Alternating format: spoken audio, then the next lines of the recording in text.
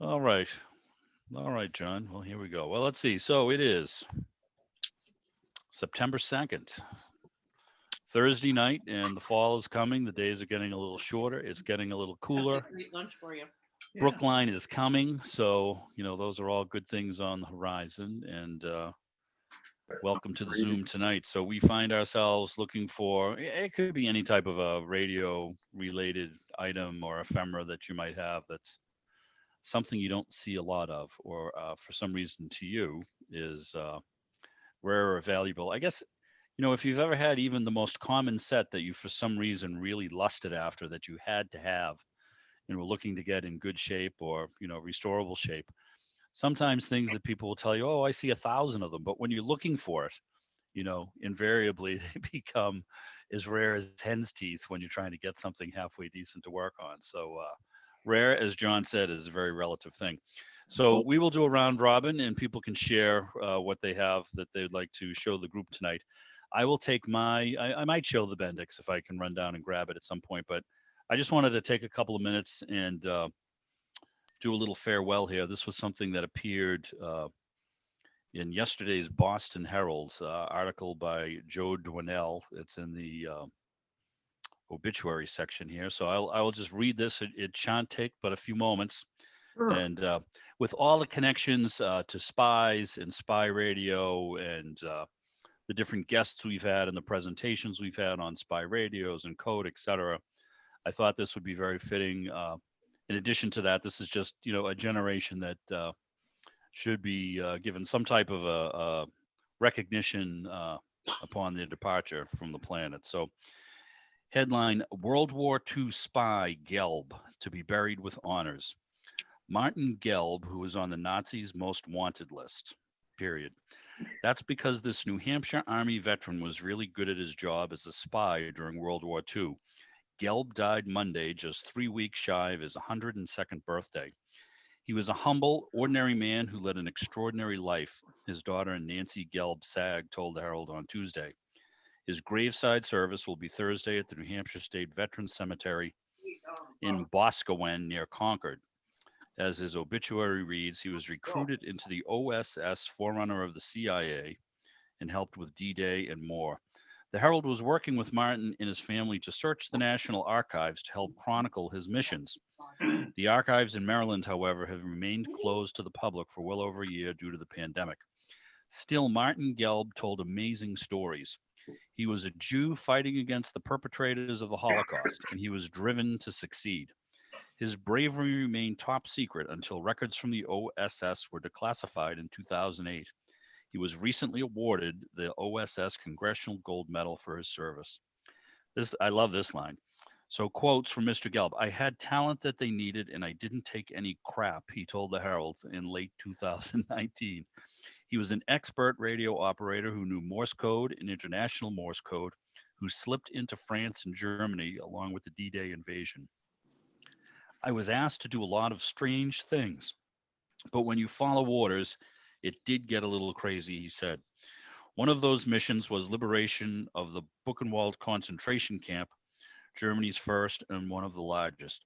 I shot my Tommy gun in the air, Gelb said when asked about that day. The experience was traumatizing. He couldn't share much more.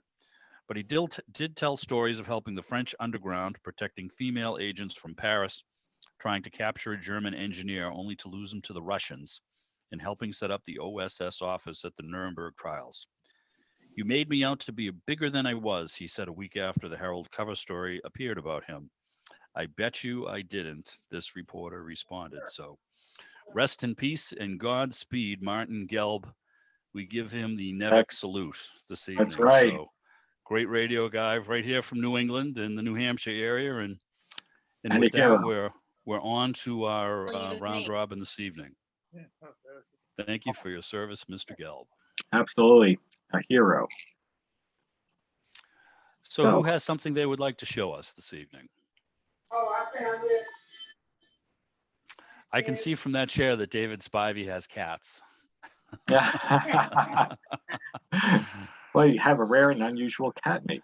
Yeah, I had a tasseled chair that wasn't used, that the cat had made tasseled, but In any event, who's got something they'd like to share with us this evening? I do. Hands? All right. Go ahead All right. there, John. It's a nice, it's a nice small item. It's Here a we go. radio, 600 bucks. and it's built to look like the box that Polaroid film would come in. Ah, And oh, cool. it has both AM and FM on it. And you could put the battery from your Polaroid film into it. Interesting. That was a 6-volt battery to run it. However, they also provided considerately a thing that would fit in to replace the Polaroid battery, There you go. where you could just use 4 AA cells. So Interesting. How Neat. neat. Where did you acquire that pair? Was that a promotional item, or was that something they actually sold? well, I was working at Polaroid at that time. Well, that explains that. And so Now, is that something you could buy, when you're there, or is that something that was given to you while you're working there? well, I could buy them while I was there, but it got to the point where they were just lying around. So I don't think I paid for any of the 2 or 3. Well, we of them won't that I tell. have. Your secret's safe. That's cool. I've never seen one of those Very nice. before. Is that right? I mean, that's a whole separate substrata of the radio hobby, is all these promotional and novelty radios, from Campbell soup cans to Coke ones, and they're endless. AC Delco. I mean, so many companies. There are people who, in the transistor hobby especially, covet those things. That's kind of a neat one. What And would it is you nice that what would it- you it is- say the age is of that thing? What year did you grab that? It would have been around 1990, maybe, Yeah, something pretty like cool. that. Does it still play? I worked there until 1997, so that somewhere in that region of time. And it is also nice. It has an earphone jack as well as a speaker, so it's pretty good. Very nice. Sometimes when I'm driving my 6-volt car around, where and it's the 6-volt car's radio has been in my basement for many years. I have this along so I can listen to the radio. Well, Oh, whatever works. That is Very cool. nice. That's cool. Well, thank you for sharing that. Yeah, well, Very nice. I think I saw John with his hand up. What do you have, John? I have, it's a tube. I think a lot of us, we've seen Gold Lion tubes. This is made by company Genelex from England. Okay. It's a U52, and I had never seen one, and I have about 20,000 tubes here. Wow. And that's why I live alone. And yeah, and it says, actually, it's interesting. It was purchased, I guess, at Lafayette. Oh, cool. It's got a stock And- sticker there. Yeah. I never saw this before. I've seen Genelex tubes. They're a favorite of audiophiles. And this one is manufactured by the MO Valve Company, a subsidiary of the General Electric of England. And so I opened it up, and we got a box and a box type thing. And here's the tube in a sealed plastic Interesting. Envelope. packet, along with some literature. And I was trying to figure it out. It has a like, what do you call it, octal type base. I could see it's sort of shaped a little bit more like you would see in England. And so anyway, I did some research on this. Yeah, this is a test report, by the way. I have never opened this thing, but and it says Genelex on the base here, which is normal. Yeah. This tube is a 5U4. And I'm thinking, all right, not that I don't have 50 or 100 of 5U4s or 5U4G or GB or GC. So I looked on eBay and some other sites, and I guess because this is an audiophile type thing, Gold Lion or Gentle X, the price blew me away. They were asking between $300 and $400 for these. That's insane. Wow. That's an audiophile thing. You know, it's sort of like if you have a 12AX7, you could buy an RCA one inexpensively, or you could go buy a Telefunken for 8 times the value. And I think that's really what's going on here. But the audiophiles want these things. So I'm saying if you ever see a U52 tube, buy it or get it or take it. Yeah, John, they call that mass hysteria, I believe. Yes.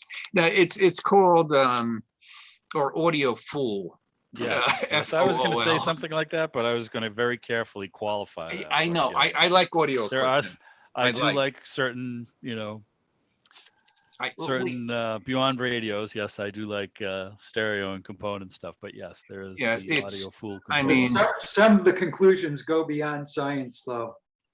Yeah, some folks, I think it becomes and again, it's either, it's to have that brand type of item, whereas you might find, many things that function similarly, but it's the sought after, it's the, as they've said that, I've worked for a variety of different financial companies, and, if you've ever offered a credit card, they just make things up. There's the standard card, there's the silver card, there's the gold card, and then there's the platinum card. Well, there may be very few differences between all 4 of them, but there will always be a market for somebody who wants the platinum, Yeah. So much the same, I think, with some of these things you run across in lots of hobbies. So, Yeah. But thank you And- for sharing. Where'd you and if find you- that thing, John? But also I've noticed the audio files, like I could take a military 6 SL7, 6 SU or whatever, 6 SN7. A military one is 10 times the value of just a regular brand, and there's really not that much difference. They're very similar, I think, to vinophiles, wine people. Yep. Not people who whine, but people who drink a lot of wine. Or they may do both. Yeah, I used to in another life. I spent most of my life in magazine publishing, but I managed a wine shop for about 3 years. And when people are spending $500 on a bottle of wine, it's sort of the same thing. I personally couldn't taste, and I'd been drinking a lot of wine then. I couldn't taste the difference between the $20 and the $200 bottle of wine. I didn't, they talk about, they'll hold the bottle up and say, oh, they'll be very herbaceous, fruity yet dry, and the same thing. I couldn't tell the difference. And nowadays with audio, I wear hearing aids, so I really can't tell the difference on anything. But I found that the audiophiles, and also a lot of them, like I sold a bunch of military 12 S6 SN7s a few years ago, and the guy held the tube up and he was looking at the silver colored chemical, and he says, "Oh, there's a lot of silver in here. These are good tubes." And I'm just saying it's a subjective thing, and if someone wants to spend $50,000 on an audio system, great. I can't hear the difference anymore. And same thing, I'll never buy a wine that's more than $20. That's $2 truck. yeah, right. There's nothing wrong with that. That's good wine. And Bill, I hate to tell you, it is up to $3. Outrageous, I tell you, right? There was some of those companies that used to sponsor some of the old radio shows, Roma Wines, and was it Petri or Petri? Probably tasted like it was made in a Petri dish, but one of them sponsored Sherlock Holmes. I don't know if that was Roma or who it was, but those wine just wasn't quite. I'm sure there was a clientele for it in the 30s, 40s, and 50s. It's become a much more, everyman's type drink, but I'm sure most people were looking for a Schlitz or a Budweiser, probably Yeah, Narragansett back in the day. So back in college, I'd be happy with a $3 bottle of Liefernmilcher, Mateus Rosé, Oh, yeah, or a little Blue Nun. that's right. sure. Yeah. Plus, there's lots of local New York, beers to be had, Schlitz, Schaefer, and all those other ones, Oh, right? yeah. Rheingold. Givers of Rheingold, that's a legendary classic. Peels. Peels was another popular one down in Oh, Brooklyn. yeah. My parents bought them. Knickerbocker. Yep. My parents bought Knickerbocker. Peels. A lot of Peels. Yeah, Yeah. Genesee Cream Ale. Oh, Oh, yeah. Your head would feel much like the balloon going up over somewhere in New Mexico the next day. I think after. Anyway, that's Anyway. that's not what I'm showing today. Is John, I was just going to ask you, where did you pick that tube up? Where'd you find it? all right. I bought I buy. People call me a Is that a lot, lot? and this isn't a lot of like 500 tubes, and it was just sitting there. And I don't remember who it was from or Sure. what. I do. This was bought about 2 years ago, and a lot of maybe 1,000 tubes, I think, from a house. A guy passed away, and he had radios and test equipment and all kinds of cool stuff. And the brother of the guy who passed away said, "Let's get rid of everything, John." And we take it, and I go, "Sure." And I made like 7 or 8 trips there, filled up the car each time and paid him money each time. And but that's where this came from. And I think in the same box over here, I think this is him. Oh yeah, it says here, I don't know. This is someone called, this is another tube fantasy, matched pair. Oh, right. Oh, I like that. If you have the right masking tape, it becomes a matched pair. That's right.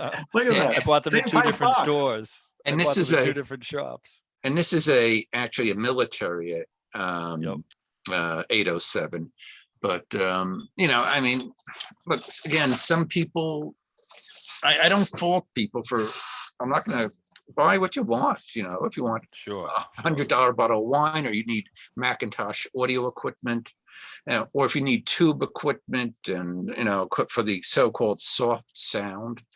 Hey, you may have paid for that lot of tubes what you could probably pay for, if you put that thing up on eBay, from what it sounds like with some of the prices. oh, I've yeah. seen. Yeah, no, they, you No, find it a was- good, you find a good little diamond in with, the odds and ends you pick up sometimes. yeah, I bought, I buy a lot of tubes, and last December I bought 9 or 10,000 tubes from one place, and a distributor that went out of business not far from me. And Yeah, it always makes me laugh when if you tell people you like vacuum tube radio, where do you get the tubes? Oh, let me tell you. my basement, Yeah. basement's where Let you me get tell them. you a few things, because you obviously are new to the hobby. No, Yeah. that's cool. Anyway, that's All right. That was cool. Yeah, that was fun. Yeah. All right. Who's up? Let me see if I can drag something off the shelf here. Sure. All right.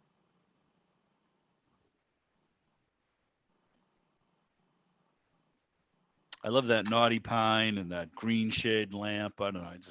I want to sit in that room and drink coffee and That's- By the way, listen a to belated- Cousin Brucey or something. I don't know. I'd have the light on, except it's right in back of me and you wouldn't see me if I turned it on. It'd be brighter in here, but you I wouldn't just like see the me. color scheme. I like Yeah, it's a nice room. thank you. Anyway, let's see if you guys can see this. It's so dark in here. Here, I'm going to permanently take myself off. Okay. So I apologize. It's pretty dark here. This is what is it? It's a Radiola Senior 1-tube regenerative broadcast set Wow. from the mid-20s. It's not, I don't think it's terribly rare, but what is fairly rare is the tube. It's a WD-11 and it's good. So that's the rare item. Cool. But I've had this thing fired up and it works, and it's a cool little set. Seems like it's in good shape. The case looks Yeah, nice. Looks in It's great. got shape. the plate in there, you know. It is. that's- It's the guy who I gave that Morris coil winder to, as a matter of fact, gave me this. I think I got the better end of the trade. Very Seems that nice. way. Very I like nice it. indeed. Okay, next. Who's up? I got something. Oh, sure. No, sorry, was Larry getting something next, or was he I next? think he was calling the Oh, next. I'm next sorry. person No, on the no, I list. was just putting it on the shelf. Oh, I'm can't- Next sorry. I contestant. misunderstood. I thought you were reaching for something else. I- Len, you are on. All right, I'm gonna share my screen. Sure. Oh, it's disabled. Oh, sorry. My apologies. I did not do my job at the beginning of the event. There you go. You're good to go, Len.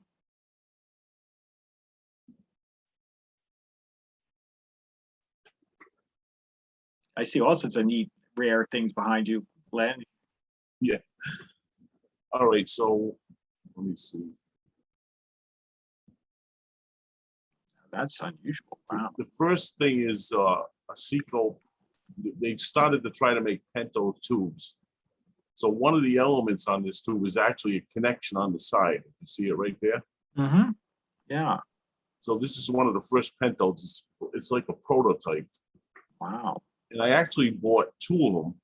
And there was a guy that was doing a project that used this tube. It was in one of the radio news magazines or something like that. He needed two, but I didn't want to sell them both. I did sell him one. And actually, both of us have been really looking to find another one for him so we can finish this project up. But so that's the first thing. So That what, was made in Rhode Island. oh, interesting. What year would you estimate that from? It was about 1928. Wow, love it. Box is in great shape. All right, so here's another Rhode Island tube, and it's called the APCO Twin Tube. It was made by APCO Company in Rhode Island. And it has two filaments that you can switch in and out. You can see this little switch here that you can switch over. So if one filament blows out, you got a second filament. Wow, redundancy.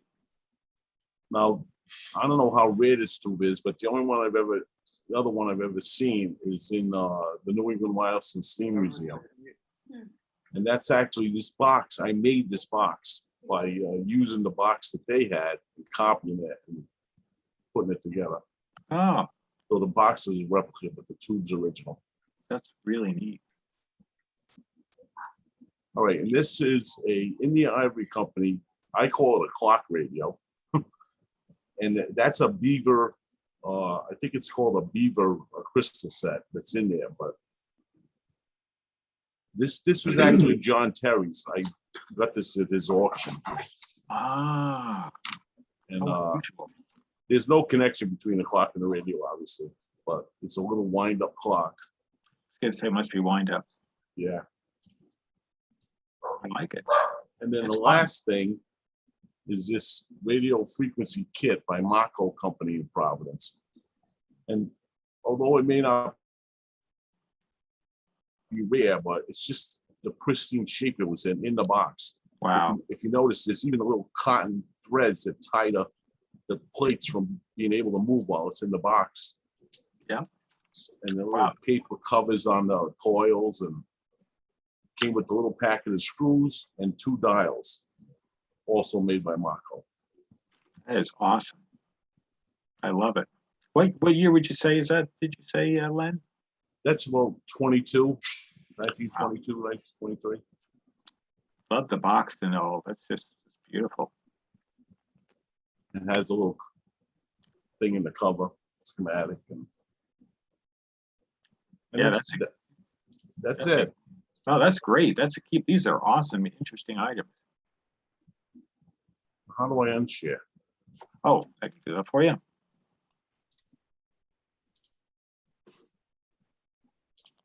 There you go. Great, thank you. You are most welcome. Ah, David Spivey. You are next. I bought this several years ago and have never quite figured out exactly how it works. And I know in the company of the people I am tonight, that there's probably many people who can tell me how it works.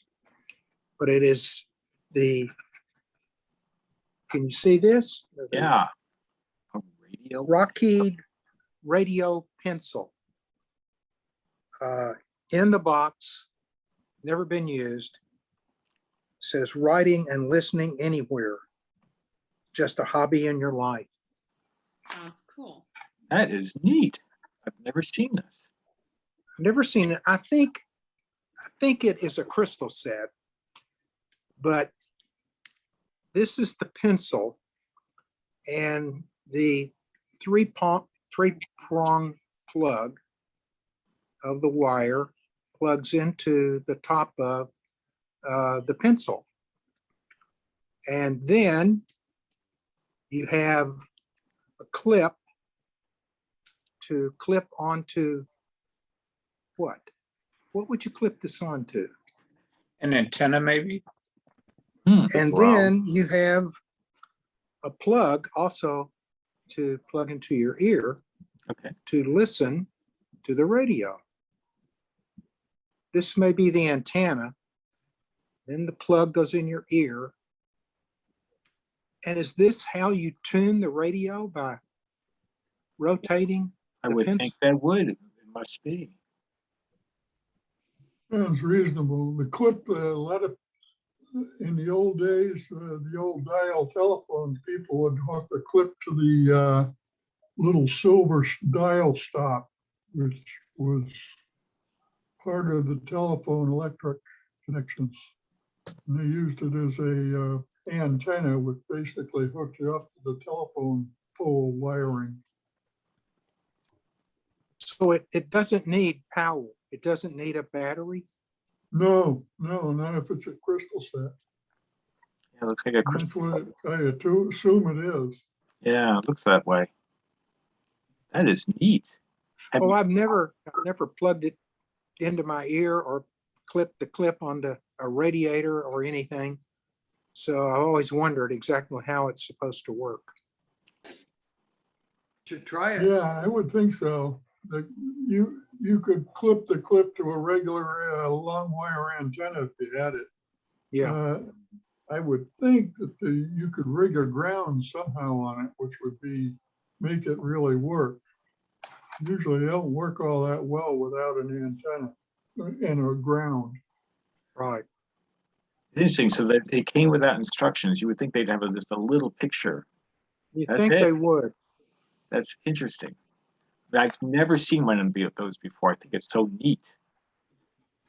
Well, I've Googled the name and I haven't found anything on it. Well, now that's rare. I've seen plans for pens made, crystal sets made into pens or pencils or whatever.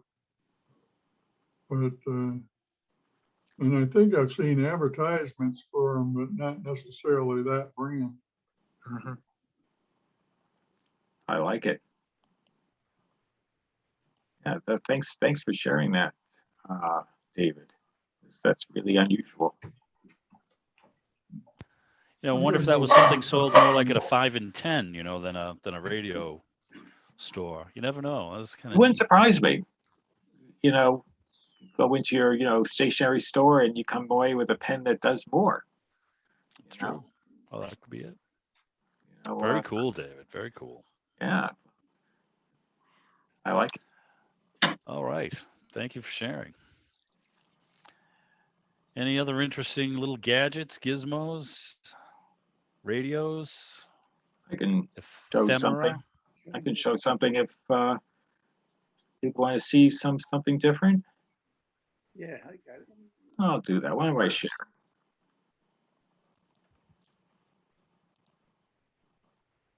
Can everyone see this? This here. I see it. All right. This here. Looks like it has eyes. Can That's you an think owl. it does, huh? This here is a Lova Opta Hellas 2841W. It's made by the German company Lova Opta. This is from around 1957. What's unusual about this is this was their top of the line radio. It was only made, as far as I know, it was only made for Europe. There was no US export. So in fact, this came from Germany into my possession. This is probably a classic case of one-upsmanship.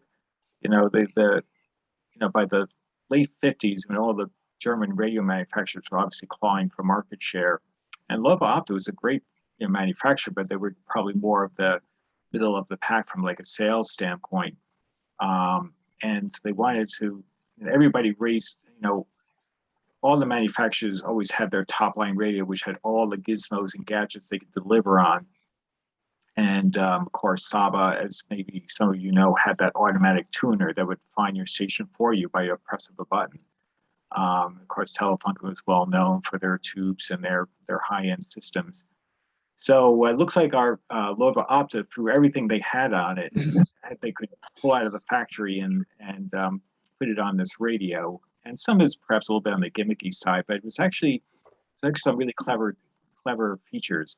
Well, for one thing, this is an 11 tube system, so it's actually had and two of which were dedicated to a twin EM84 tuning eye. So you'd balance the tuning between the two eyes to get optimal tuning. It's a single, for most of us, a single tuning eye is more than enough, or our ear is sufficient. But they threw that twin tuning eye at it, and of course had two twin EL84 output tubes for good sound. But what it had is that, let's go on to the next picture. It had 7 sound register buttons. Where of course the most I can think of was 6 from Telefunken, but of course they threw in the extra +1 there to one up the other guy. It also had some other nice, clever features. For example, it had the dial light consisted of 3 bulbs, but of course you had the dial pointer for FM, which in Germany is UKW, and and then the middle wave, for AM, and the short wave was its own, band and tuner, and had its own dial pointer. And what they did was they encapsulated the dial pointer with a aluminum channel, and they put a light bulb in it. So as you tuned across the dial, the light bulb followed along for maximum evening and dial tuning. And that applied also to the other two dial pointer as well. So you'd have 2 separately lit dial pointers depending what band you chose. So here is lit up at night. It certainly has a nice visual, at night. And the other thing they had, which was unusual, is, this is by 57, late 50s, you had the sort of that start of the mid-century modern, very boxy designs of radios. But Lova Opta always seemed to maintain a very elegant looking cabinet, even through the late 50s into early 60s. So they always kind of softened up to the very harder, straight-edged looks of like the Grundigs and Telefunken. So they did a really nice job, nice scalloped wood and so forth. And what's neat about this is also a few of the German manufacturers dabbled with horn drivers. And it was only a short-lived gimmick. It lasted for a couple of years, like 57, 58, and they pretty much abandoned it. I think they discovered that the cost to deliver wasn't really worth all the trouble. And by the late 50s, they were starting to find ways to save costs, because they're starting to feel the pinch. And here's the guts. You could call this 6 or 5 speakers depending on your perspective, but here's the 2 mains, the tweeters, and then here's the main horn driver.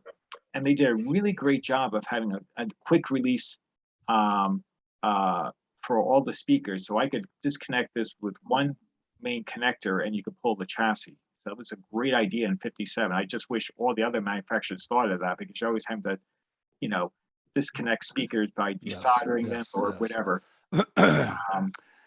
But what's interesting is that, you know, I've only seen one of these. I've seen maybe one other, and that's it. They're not very common, and I figured, well, you know, it was something neat to, you know, fun to have something unusual. And this is about as rare a German radio as I could probably find these days. Very sharp. There's see the dial pointer backlit. It was pretty interesting radio. It certainly delivers on sound. Now next I'm going to show is whoops.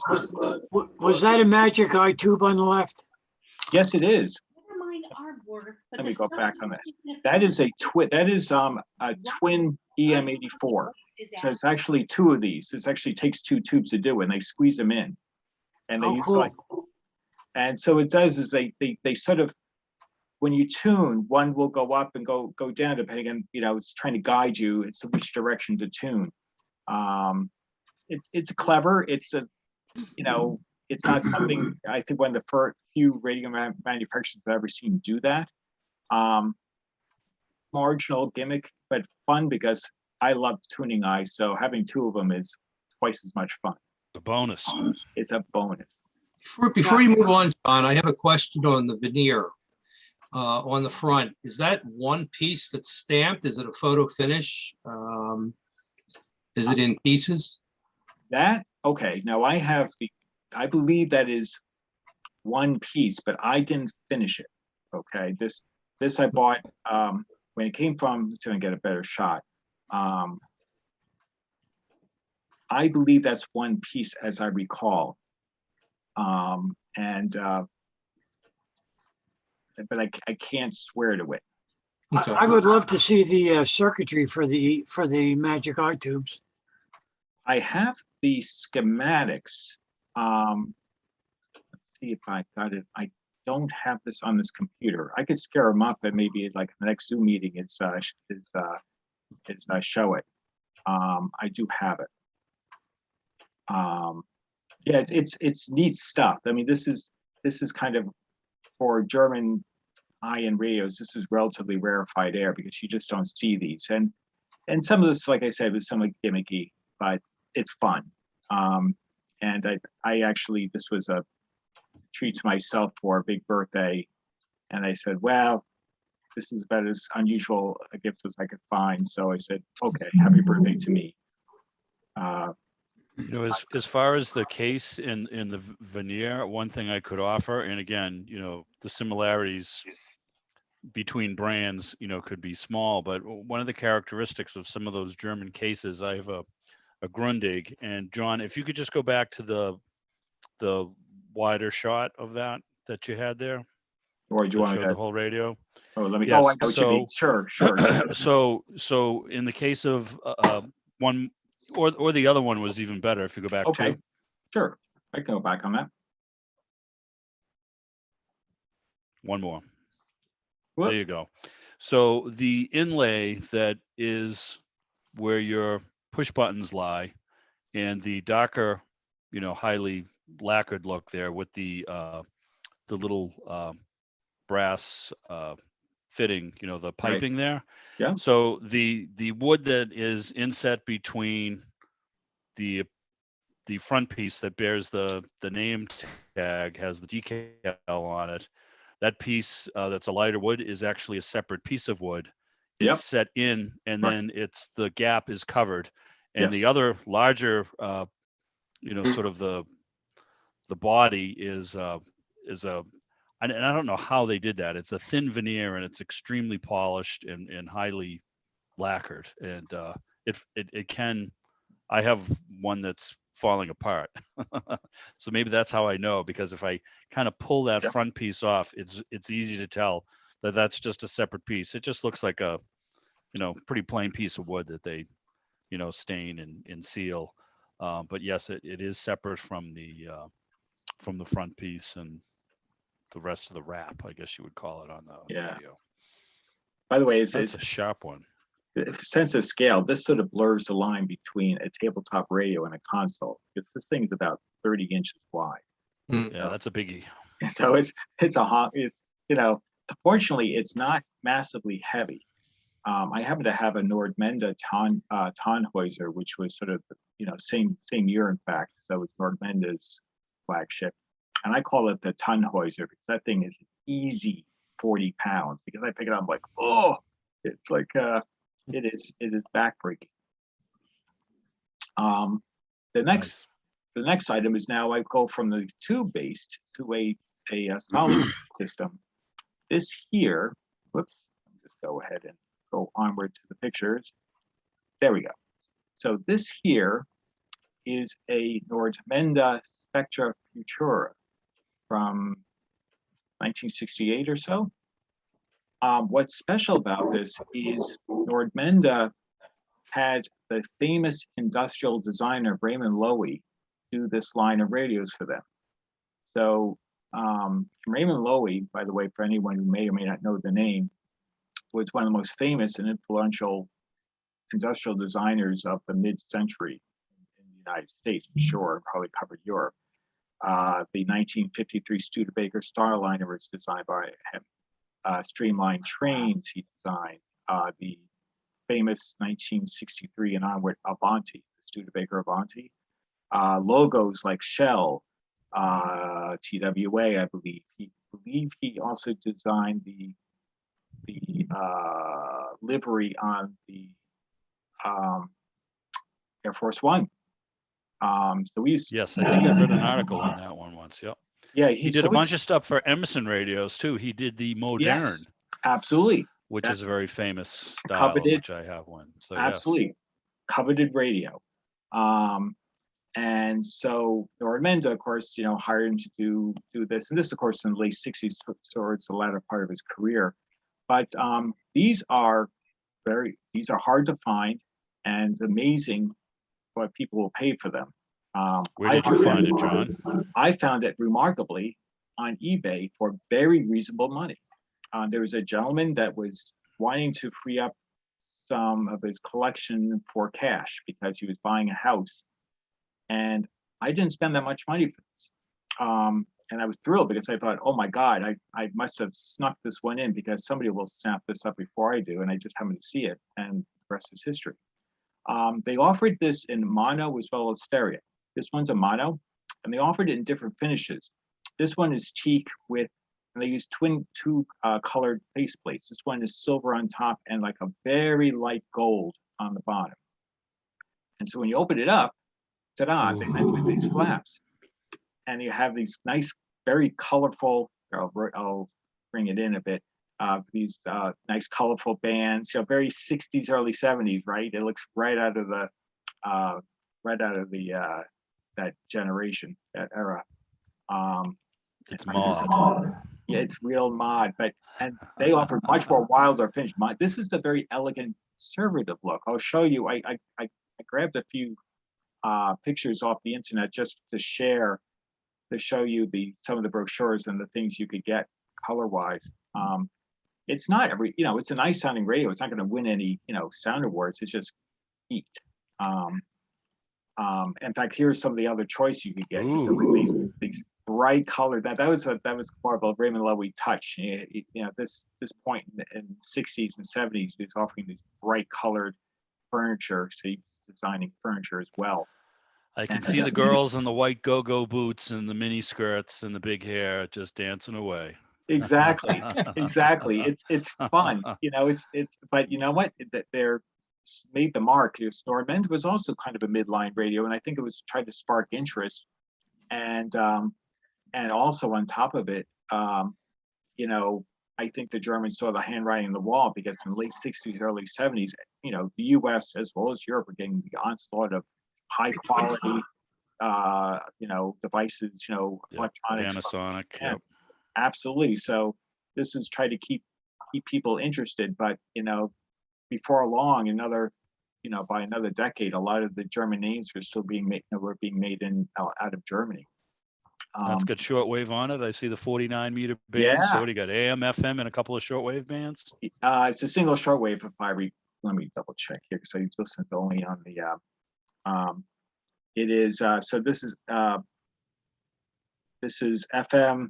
This is, yeah, there is two shortwave bands. You're correct. Very This nice. one's the stereo. In fact, I don't have the stereo button, but this one also allows you for, I guess, improves reception a little bit. Oh no, I take it back. This is your input. You want to have external input into the radio, like a Yes. like an iPhone or whatever. Almost every German radio, even the most base ones, offered input for even a phonograph. But here's the brochure from the era. It's kind of fun to see in fact, I'll show you a close up here as the final picture. Oh, here's the 70s ad for this, and this is the stereo, and these command silly money. I think I've seen these sell for the four figures, like $1,500. Whereas I saw one in this color in the mono that sold, I think, for like $500. Really? Yeah. But I mean, when it's a piece of, I guess, radio history. And this was these were the options you could get. So this is nice little, you get these really wild colors. You can get blues, and you can get all whites. Mine is the cheek with the gold and silver. So Yours is for the mature gentleman. Yes, exactly. I had my pipe, my mod, With your my mod goatee looked and like- that little Manhattan there that they had featured in that last photograph there. Exactly. Sit back and listen to your Beethoven. Exactly. You wonder where IKEA got all their ideas, huh? Yeah, I'll tell you. Looks like something you'd find in there. They got that. I have to admit, Kind of that B&O, almost like that Swede look, it is. Greenish. It's a little bit of. I think he was probably influenced a little bit, from that side of things. But it's fun.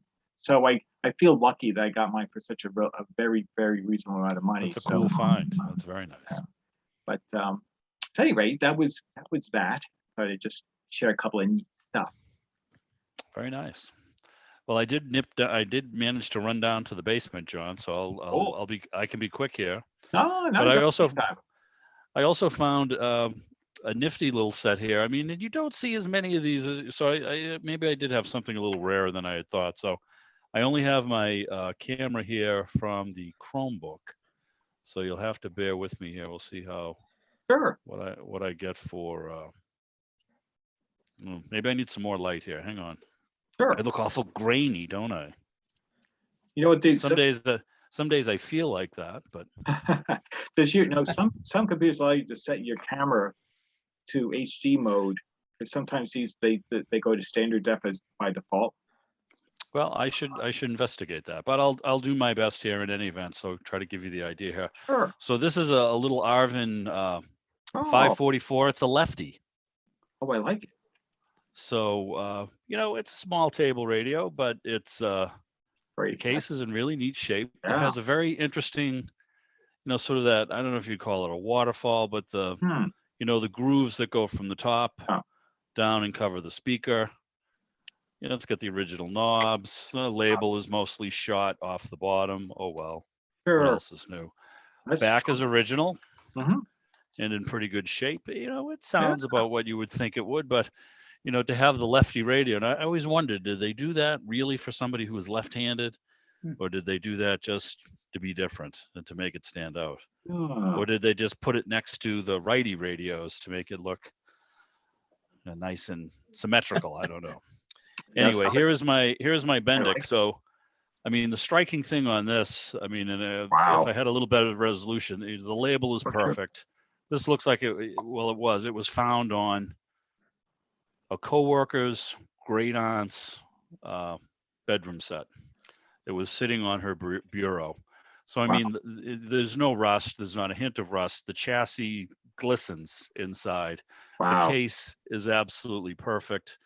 Sure. And with these, it has that plastic curved faceplate, for the dial. Yep. And a lot of times they're scratched or you have paint loss. This is mint. It's in great shape. Looks like a And of rolled out of course, the factory. the toaster handle, which is very nice, but it also helps vent Oh, your sure. tubes. I mean, it's just a great looking set. And the little butterscotch knobs, which are sort of a hallmark of the Bendix line. You see those on lots of little Bendixes, but it's a really neat set. And I love it. given to me for free. And when I opened it up, even the chassis had never been touched. One tube had been changed. I think it was the rectifier. So it was about as close to original as I could get. So probably something I won't part with, because Yeah. it's just while it's not a Saba, but it's it's just mint. I mean, that's if I had a It's, box to go with it, it couldn't be more mint. So it's probably not nicer, Paul. That's beautiful. yeah, that was a good one. He also gave me some other things. He was telling me, oh, I have these radios. I'll give you. We're cleaning out the house. I kept saying, okay, well, deliver. And I got a small electric, which was pretty beat up. But apparently that was his dad's workshop radio, and got it playing. And I got the Bendix, and he claimed that he had a Delmonico, but it never made it to my house. So I would. Those are kind of interesting, and you don't see too many of them. I would have liked to have gotten my hands on that. I think he just got caught up in the frenzy of trying to get things cleaned up, and he was in the midst of retiring, and he's now relocated up to Bahaba, Maine. So where he says he can't get anything on the radio, but I just don't think he has the right radios. Is what I think you're probably right there. Probably if I was up in Maine, I could probably pull out a few things. Some of which may not look that great, but put a long wire on it, and you probably I would imagine you'd do pretty well up there. So especially on the water, Yeah. I bet you pick up some stations from Nova Scotia or Halifax or wherever. So I'd have to believe that's the case. interesting, John. When I go back to sort of my small view screen, my resolution looks better. And when I go to when I pin myself, my resolution look crummy. I'll have to investigate that camera setting. Yeah, see if in that, any event. Who else has something they want to show? All right, Bill, you're on. Okay. This is not rare.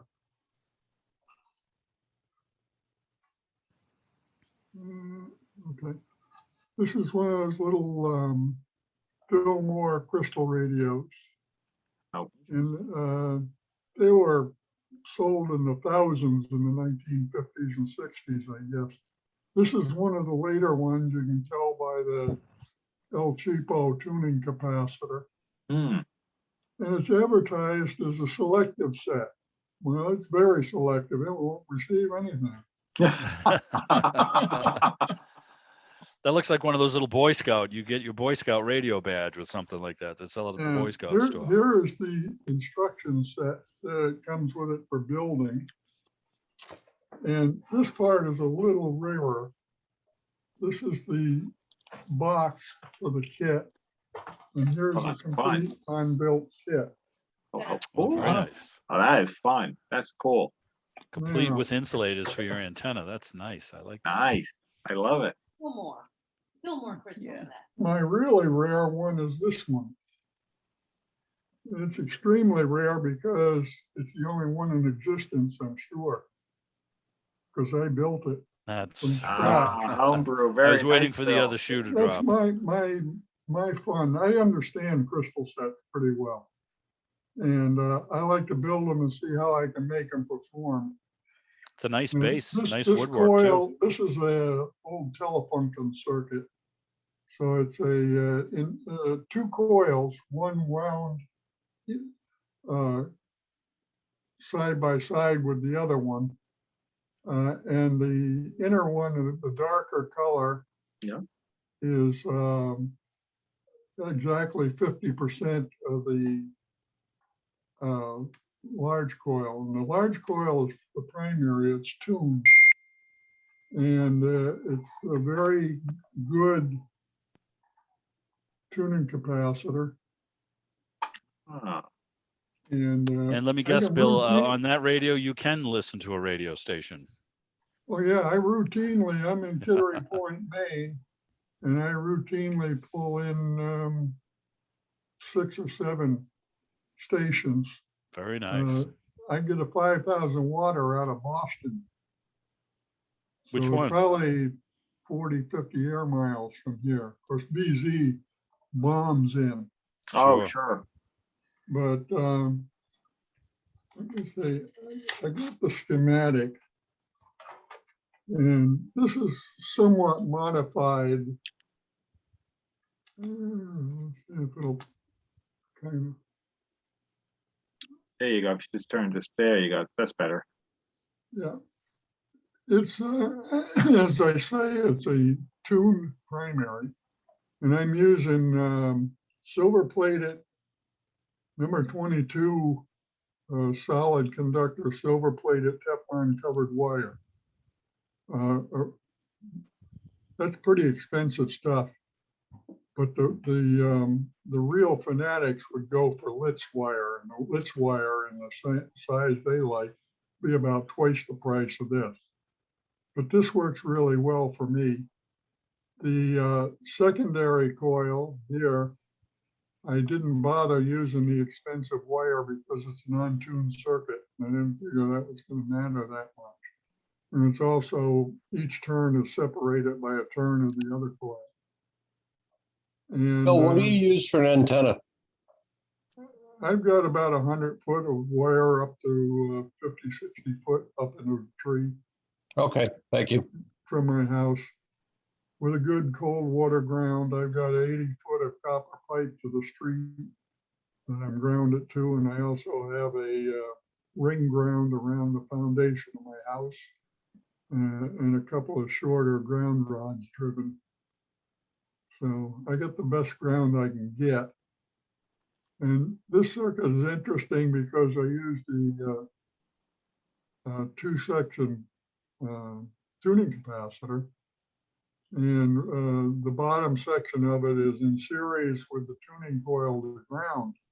But I put a switch into it one day just to see what would happen, and eliminated the ground, which brought in those low end of the band stations much better. Now I can get that 5,000 watt out of Boston when I couldn't get it. I could hear it in there, but I couldn't understand it. Now I get a tunable signal. And So it's Bill, fun when to do they play put that around one into with. production? When does that go into production for sale at Walmart? Pardon? What about- When are they going to put your product into production? Who did you sell it to? They couldn't sell it at Walmart. I'm only teasing you. Now, I used to have a lot of instruments, and I got rid of almost all of them in terms of radio receivers and that stuff. But I still collect keys, and I brought a couple that are, this one again is not rare, it's scarce, but you see them around once in a while.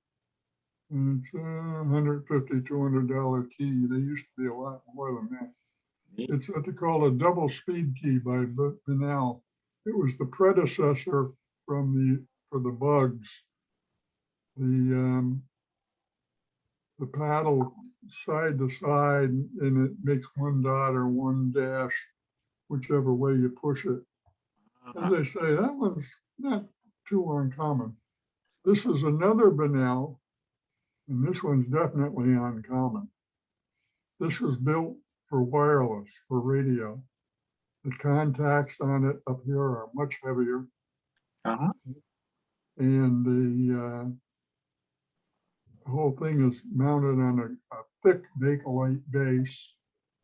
It's on top of it is on top of a heavy metal base, which has got a ogee curve along the base routed into it. I don't know if you can make it out. Yep, I can see it. Anyway, it's a pretty key, and it's quite rare. Bill, would that be probably used? 10 times what the other one is. Bill, would that be used for like spark equipment? Is that how far back that goes, or is that later? I think it came out in the 20s. And the contacts are heavy enough for probably quarter kW spark. They're probably almost maybe just under a quarter-inch diameter each one. You know, I used to have a Can't remember it, but it was a marble base spark key and then had a 1/2 inch solid silver contacts on it. Not a 1/2 inch, they were more like 5/8 solid silver, about a 1/4 inch thick, top and bottom. Now that one I think was rated for KW, 2 KW. That's cool. Very- Really neat. That's about it for tonight. I like your personal creation. That was a neat item. Yeah, impressive. Very Well, impressive. I still play with the crystal sets. I have fun with them. I'm building one now that is going to have a microammeter in it, so I can see what the signal strengths are. Oh, that's cool. You have to do is give us a show and tell when it's left the assembly line. Yeah, I think I'm using the same circuit that's in this set, but it's a different. I've got a basket weave coil. Both of them basket weave, and they're hard to do because when you lash them so they don't fall apart, they kind of they want to bunch up with the 2 turns co-wound. So it's hard to keep them straightened out. But anyway, I've been playing with that for a while. Very nice. Wow, looking forward to seeing it. Thank you for sharing, Bill. Pardon? Thank you for sharing. Yeah, that was great. Thank you, Bill. Some neat stuff. I have another thing. Sure. Go ahead, Per. Okay, I was inspired by seeing that other radio with a wind-up clock. And so here is this one, which is called North American Travel Alarm Clock Radio. Okay. And this one came right out of a box. And let me see if I can get it to open up. It has a label inside giving a model number, boasting that it has 10 transistors and that it plays the medium band. I hadn't really heard the broadcast band referred to as a medium band before. And it even has a serial number. Meanwhile, here it is. You can see the back of the clock, which has the winder on it. The back of the clock that has the winder on it. Sure. And then all the components of the circuit. Oh, okay. So Great. Where's it made? I don't know. It's kind of, the fact that it says North American makes me think that it was not made in the United States. That's probably true. But it doesn't admit to its country of origin. It just says model RA 1001, and that's it. Could that be a North American Philips or North America Philips? It says MW, and North America Philips was European. Oh, now I see on the back, it says Hong Kong. Oh, okay. Oh, North American Hong Kong. Oh, Yeah. Yeah. The Hong Kong is too small for anybody to oh, see, right. I think, on here. But still, Does the dial have the civil defense markers on it? No, but the dial, in fact, is kind of amusing because all it shows is a number. I don't think if I can get the light down here enough for you to see.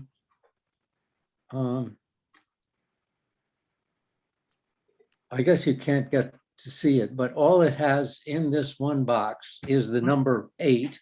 And then if you turn it, you get the number 10, and turn it the other way, you get the number 6, and so on. Oh, it's just AM band, just using the basic numbers. Yeah. Yeah, exactly. Yeah. Yeah. Yeah. So It's neat. You don't see. Hey, does the clock work? So, hey, you got yourself a travel. Oh, yeah, it does. It does. But it just sits in my basement. You don't see a lot of that stuff in that type of shape. I think No, that's for sure. It's like in great shape. And I've never seen one before. And it does have, I guess this is the antenna, this coil up here Yeah.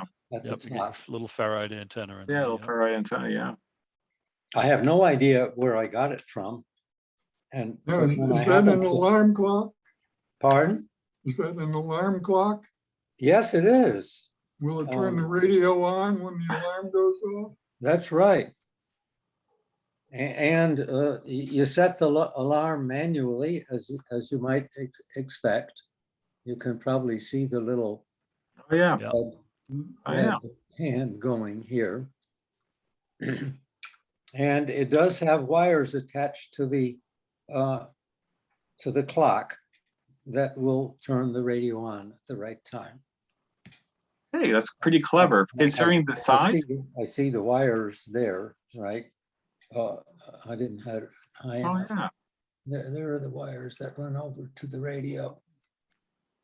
Hey, not bad. That's a pretty cool feature for such a tiny little portable radio.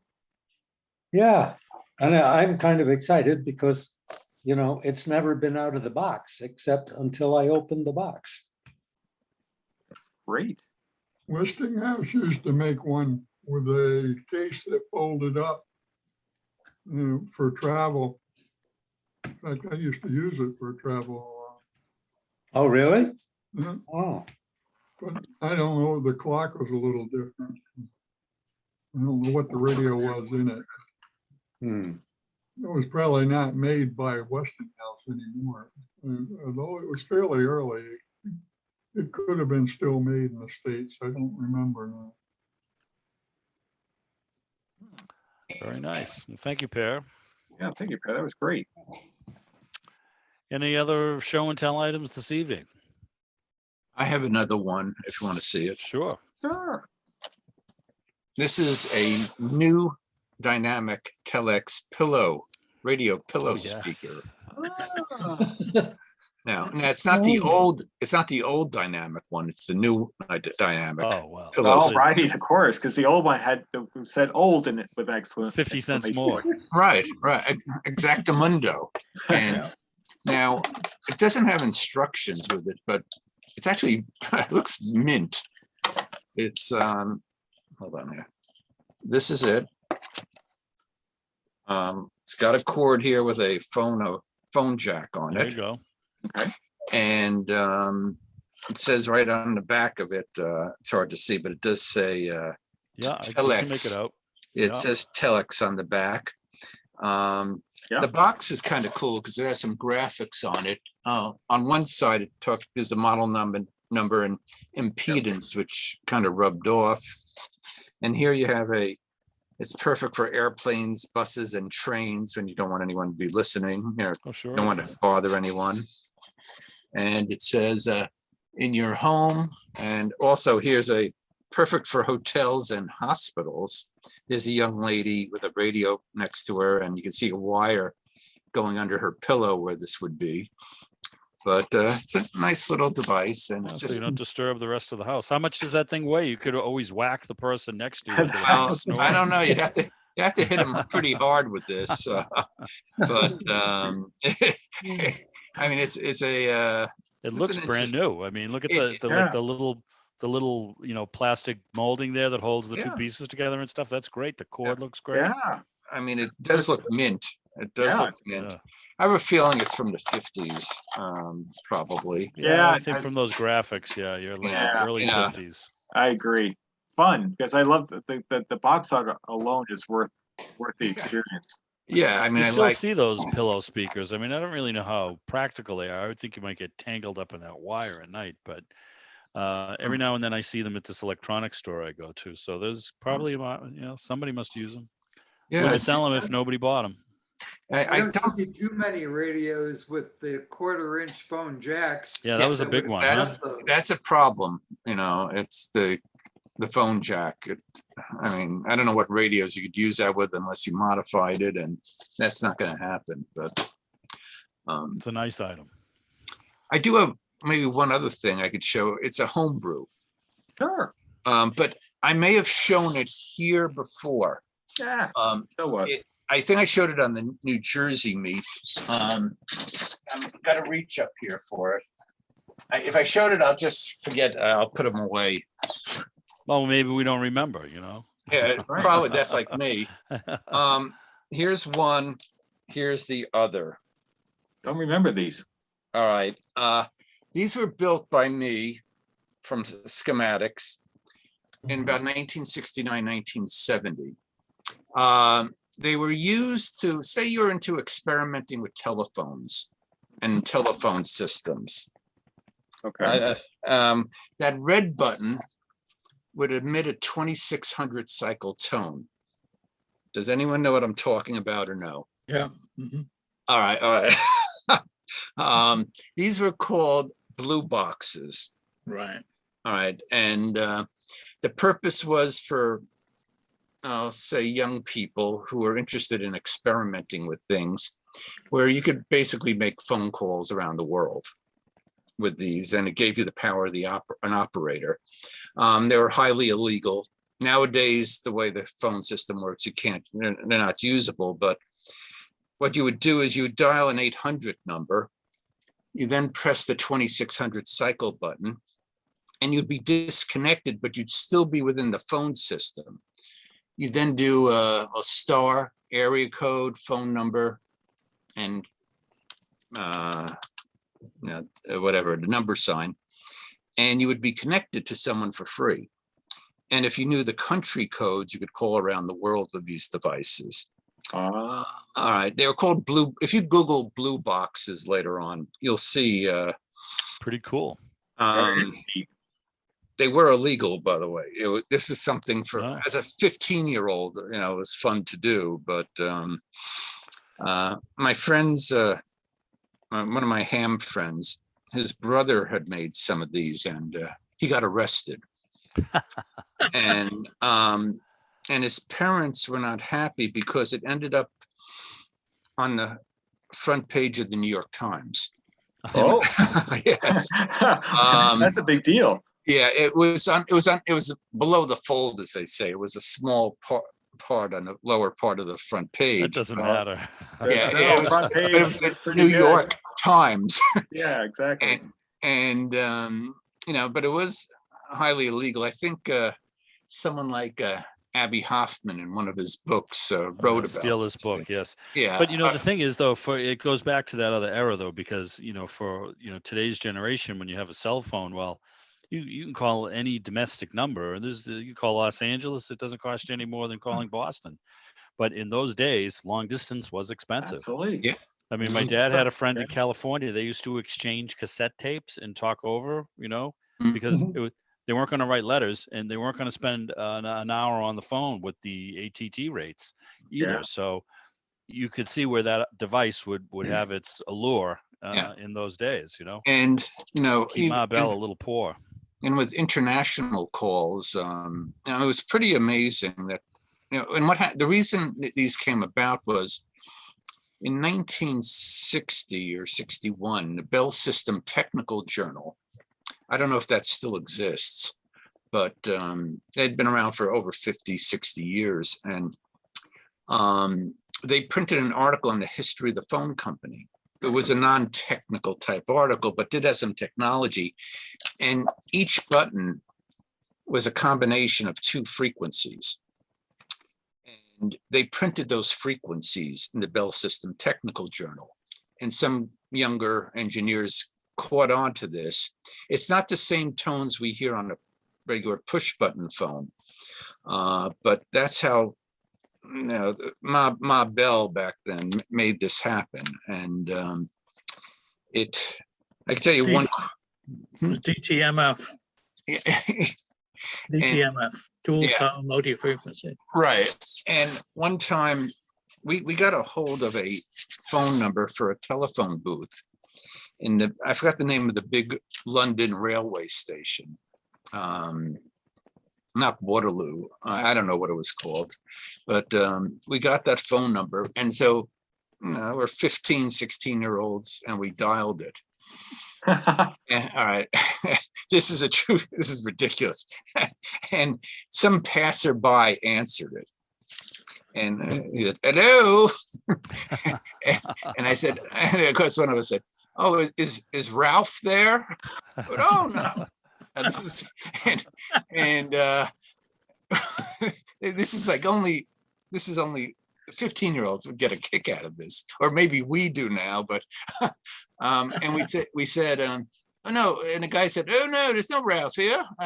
And we said, well, I'm calling Ralph, where is he? And, no, you've reached blah blah train station in London here, or wherever in London. He said, you go, oh no. We said, oh no, my mom's gonna kill me if she finds out I called London.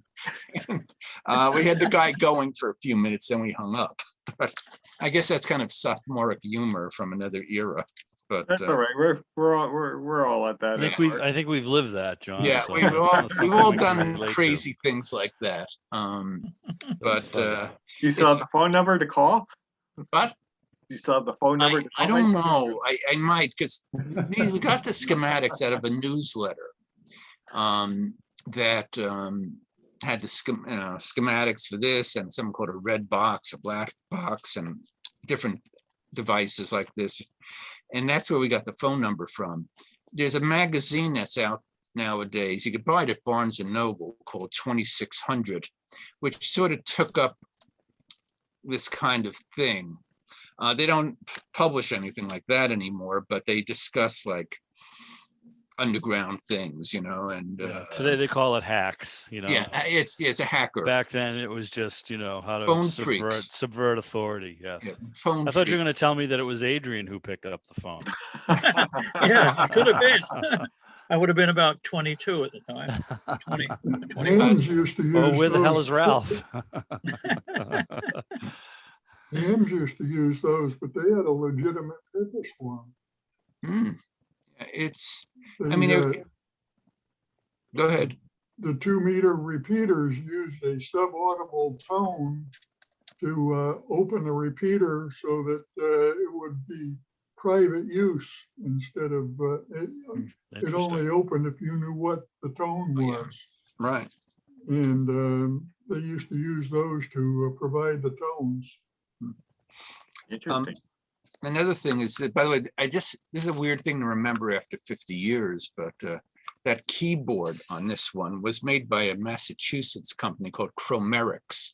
I don't know if that's still in existence, but it's a double pull, double throw keyboard, the buttons. But anyway, that newsletter we got it from, they'd publish articles on, like, for example, say you want to save money on the electric bill. Back then, the electric meters were all metal, and you would take a big electromagnet and put it around the meter, and it would stop the meter from moving. Now, even this is extremely dangerous, but they had articles on what to do about the gas company. And this is I can see where that could easily go. What could go wrong? No, 15-year-olds playing with the gas meter. Alfred E. Newman. Yes. Yeah, and you would take the meter down I'm and not just worried. and just switch it around, so the gas would go in the opposite direction and the meters would move backwards instead of forwards. And you get a check in the mail? Yeah, that would be cool. If you've got to take it down and they come read the meter and they say, well, I guess we owe you money this month, Mr. Jones. And they had other things like Red Box, which they had a device, I think it was called a Red Box, where it would mimic the sounds of a nickel dime quarters being put in pay phones, and you play it into the pay phone when the operator asks you to deposit. Or another device where you made arrangements to call someone at a certain time, and when they you turn your device on, you call them, but it fools the computer into thinking they never picked up the phone, and the call's for free. Sort of like an underground Popular Mechanics, Yeah, Popular it sounds that way. Electronics. Yes. exactly. Anyway, that's all I got. I have Well, nothing thank you, else Joe. illegal here, so. You can neither I don't- confirm I nor don't think- deny any of these stories. I don't think they were illegal, but I wish I could have found it. But my father had what they used to call a butt phone. He worked for utility, so he had in his bag of tricks this, essentially it looked like a handset.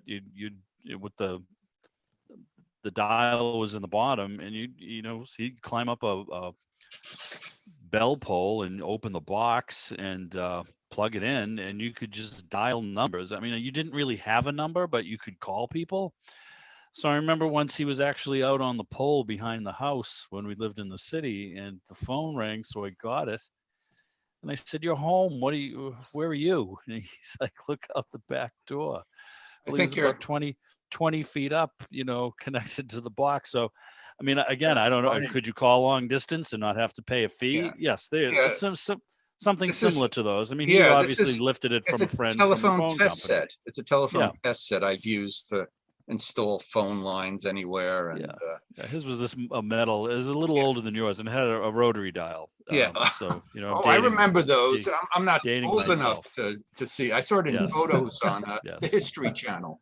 But I was I'm gonna- fascinated with the thing, and I'm like, "Well, what number? How could I call you?" He says, "Well, you can't, but I can call other people." I mean, as a 10-year-old, I mean, I thought that was a pretty cool idea. Of course, I don't think he wanted to tell me too much. He didn't want to see me go up the pole and try to connect. So, but my pole climbing days are over, so I'm safe now. I have an operating rotary dial phone on my hand desk. It Yeah, works too. if you have Verizon, I have one in my living room. You can plug it in. So They're I have one of my tedious, son's I know. friends love to make rotary calls because, of course, he had never seen They're one. tedious to dial up an 800 number though. Yeah. 10 digits. Yeah. The But, sound quality is pretty good on those, though. It's my best sounding yeah. phone in the Oh, house. yeah. and the So, tactile feel of those, especially like 40s, 50s, early 50s things, the tactile feel is just Yeah. great. They just had it's just very Stromberg Carlson satisfying. made like a 12-pound Bakelite phone. Oh, you could you pound could murder somebody your to husband. oblivion with it. Yes, They Oh, never yeah. broke Those were either. the days. Never broke. That's The Alfred only, Hitchcock. It's like the Western Electric phones never broke. You could drop them from a building. The And wire would get frayed sometimes, but the phone never broke. Oh, he's got, look at that. Very nice, Larry. Well, you're It's on not a mute. dial phone, but I've got a couple of those downstairs, and like Bill, one of them's in use. Oh, look at that. yeah, Art. yeah, exactly.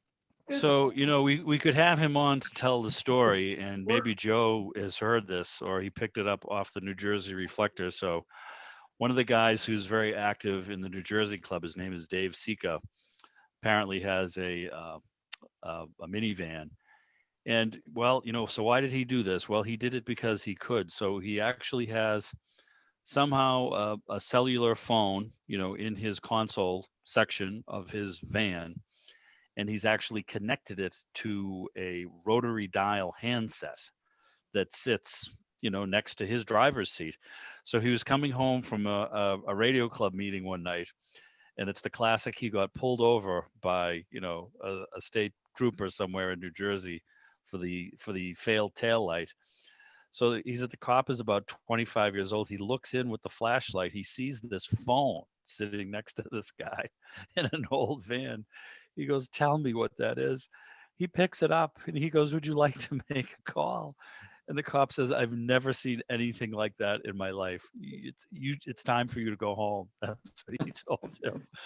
So I just thought that was a great story. But I mean, what a thing to have in your car. I mean, the precursor to the, I mean, you used to see those in the Perry Mason show. It was a very rare thing to have your car phone. But Oh, yeah. so somehow or another, he rigged this thing up. Why? Simply because he could. had some time and he had the parts and he had the skill. So, but kind of a different way, to make communications. Have you Anyway, guys well, seen, gentlemen, yes. just real quick, there's a video on YouTube. This woman engineer made her own rotary dial cell phone, designed and built it. Yeah. Are they for sale? Where can we get one?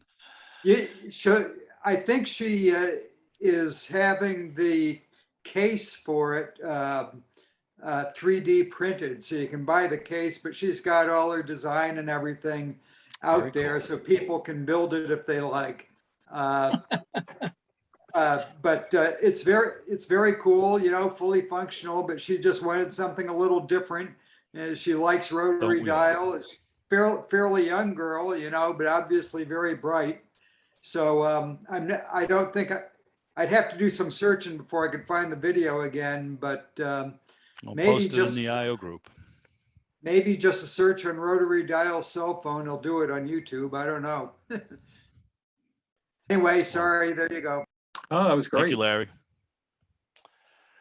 Well, anyway, you know, I think we can round it up then for this evening. It's about 8:40, and we've seen Oh. some neat stuff and shared some great Yeah, stories. sure have. So, Yeah, it was absolutely a lot of fun. Hey, and just a quick shout out. Welcome back, Carl. We haven't seen you all summer.